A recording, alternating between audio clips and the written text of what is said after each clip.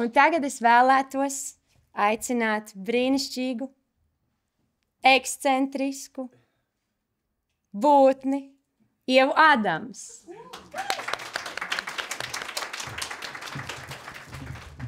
Pateicos.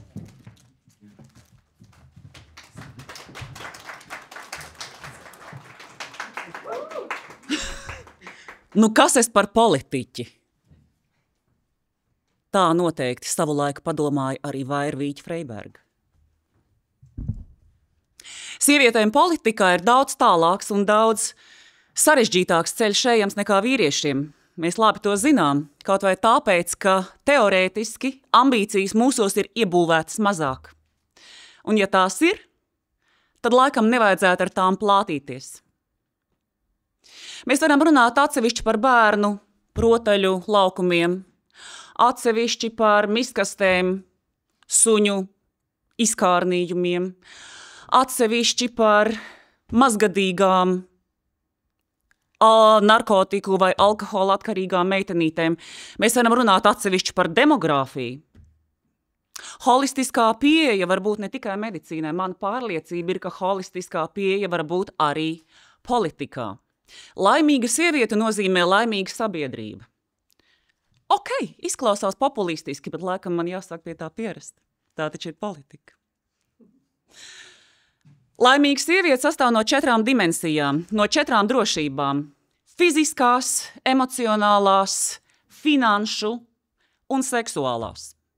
Un ja mēs tā padomājam, šajās 4 drošībās ir iekšā visi tie jautājumi, par kuriem jebkurš politiķis jebkad praktiski vai teorētiski rūpējas.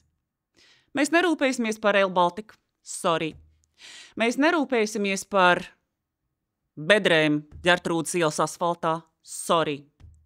Mēs rūpēsimies par to, lai sievietēm Latvijā un ne tikai Rīgā būtu sava profesionāļu veidota atbalsta kopiena. Visām mums ir draudzenes. Ne visām draudzenes pilda šo kopienas funkciju. Mēs zinām, ko nozīmē toksiska vide ģimenē, draugos, darbos ar partneri.